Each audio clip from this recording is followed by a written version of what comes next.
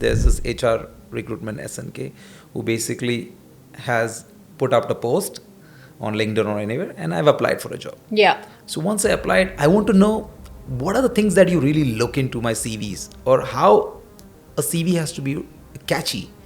So that what are those things that you really look into that out of, because you find Dubai is a Cosmo country.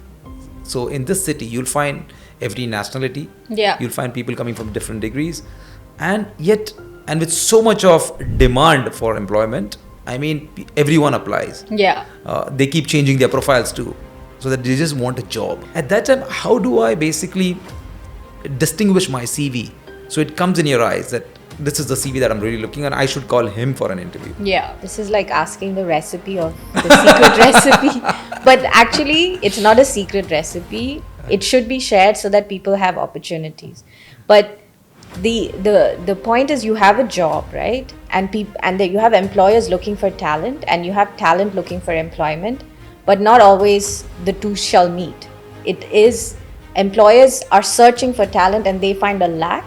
But Elrona, I have not been met. I've just applied. Yeah. So, but even out of those 100 CVs, how do you filter this guy should call him? So this is where I'm coming to, right? So this is the gap, and then they call us in to help them find the talent, and we look at the candidates. And like you rightly pointed out, the picture is, it's so diverse, it's so multinational, it's so varied in terms of experience, interest, and then this is where our expertise come in. And it's not rocket science, to be honest. It's about you valuing your experience, your knowledge, and how you position yourself in the recruiter's mindset.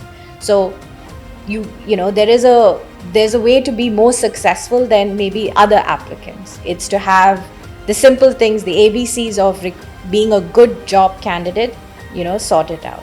What we often find is the opposite, where somebody has applied and they don't even recall applying. Or somebody who has applied but has missed vital information in their application or in their CV. So these things are very important that you should, definitely cover. So when we look at applicants, we look at, are they serious about this role when they apply? Like, they've not just randomly, applied. And you mentioned LinkedIn. So LinkedIn has all these easy apply options and people apply all along. So we scan every CV that comes to our... And what about the presentation part?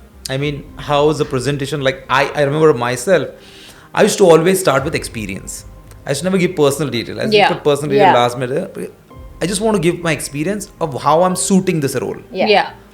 So if someone is looking for maybe a legal head, I would see, okay, fine. I've spent almost 10 years in law, and I know these are the areas which I basically mastered, and these are the areas that I'm working to gain more skills. And I used to start in that manner. Yeah.